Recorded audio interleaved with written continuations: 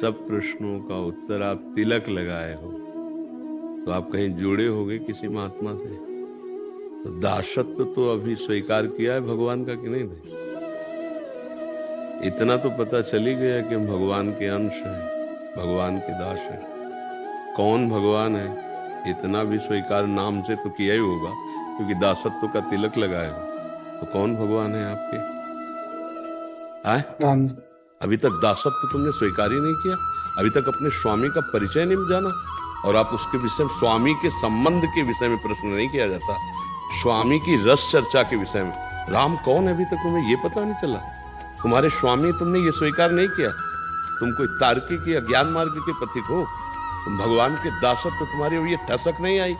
असभिमान जाई जन भोरे, मैं सेवक रघुपति पति मोरे। अपने स्वामी के संबंध के विषय में प्रश्न नहीं, स्वामी की रस चर्चा के विषय में प्रश्न होगा, स्वामी की सेवा की आनंद वृत्ति में प्रश्न होगा, लेकिन स्वामी के संबंध के विषय में नहीं। तुम स्वामी के संबंध के विषय में प्रश्न कर दिए।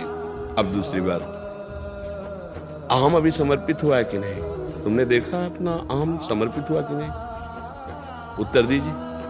है इसको समर्पित कर दोगे, सारे प्रश्नों के उत्तर आपके अंदर आ जाएंगे। जब तक ये देहाभिमान है तब तक ये उद्विग्नता, प्रश्न, नाना प्रकार की वासनाएं, नाना प्रकार के दोष, संस्कृति मूल शूल प्रद नाना सकल शोकदायक अभिमाना, ताते करें कृपा निधि दूरी, सेवक पर ममता अति बुरी। इस अहम को समर्पित कर दो राम जी के चरणों में। क्या राम जी हैं, कौन राम जी हैं? अभी ये प्रश्न आपके मुख से शोभा नहीं देता। मेरे प्राणनाथ राम जी हैं, मैं उनका सेवक हूँ, मिले ना मिले पर वो मेरे हैं, मैं उनका हूँ। अब आगे के प्रश्नों के जितने उत्तर हैं अपने आप आ जाएंगे, क्योंकि भगवान का दास कभी अज्ञानी नहीं होता। भगवान के दास में संपूर्ण अपने स्वरूप का बोध, भगवान के स्वरूप का ज्ञान, उनके चरणों में प्रेम, चराचर जगत का एकत्व भाव अपने आप आ जाता है। एक ही है, दूसरा नहीं है, उसी का तुम बूंद हो। और जब सिंधु में समा गए तो जानत तुम्हें तुम्हें हो जाई, और जनाएंगे वही जिनका दासत्व ले हो, सोई जाने जे देहु जनाई। बूंद कभी समुद्र नहीं हो सकता अलग, और जब बूंद उस सिंधु में गया तो सिंधु रूप हो गया। तुम भी अभी बूंद अलग है, इसीलिए इतने प्रश्न कर दिए तुम्हें। सब प्रश्न केवल बुद्धि की विवर्त है, वो बुद्धि और मन की पकड़ में आने वाला नहीं। राम अतर्क बुद्धि मन बानी, मत हमारे या सुनो भवानी। क्या करें? श्रद्धा और विश्वास के द्वारा हम भगवान को स्वीकार करते हैं कि मेरे स्वामी है, और जो गुरु जी ने नाम दिया, मंत्र दिया, उसका निरंतर जप करते हैं। और जो निषेध किया, ये नहीं करना, प्राण निकल जाए, वो कभी नहीं करेंगे। अभी हर प्रश्न का उत्तर आ जाएगा, कोई प्रश्न नहीं रह जाएगा। ये जितने भी प्रश्न हैं, सब बुद्धि के विवर्त हैं, ये परते हैं, इनमें कोई दम नहीं है, इनसे कुछ नहीं हासिल होने वाला।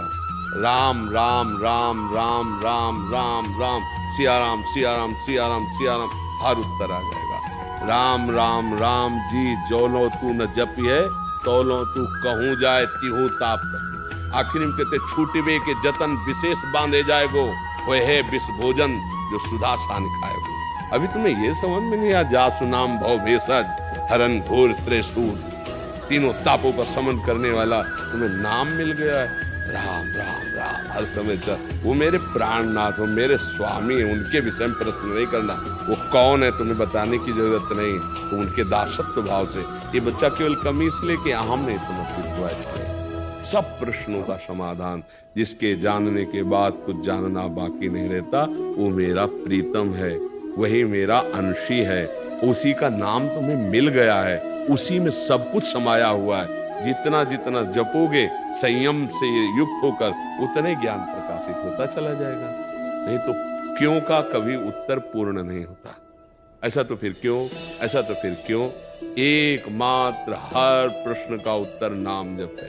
आप करके देख लो। जी, सभी शब्द तो ब्रह्मवाचक हैं, फिर कोई किसी विशेष शब्द या किसी विशेष गुरु जो नाम दे दे उसके बराबर कुछ नहीं, और सब माया मेरे लिए। गुरु के मंत्र मूलम गुरु वाक्यम, अगर गुरु ने कह दिया राम, तो इसके आगे जबान नहीं निकलेगी कुछ, वही आज जीवन चलेगा। ये वो मार्ग है। गुरु ने कहा राधा, तो बस वही चलना है। भगवान के अनंत नाम है, अनंत लीलाएं हैं, रूप हरि अनंत, हरि कथा अनंता। इसीलिए गुरु का मेडिकल स्टोर है भगवान।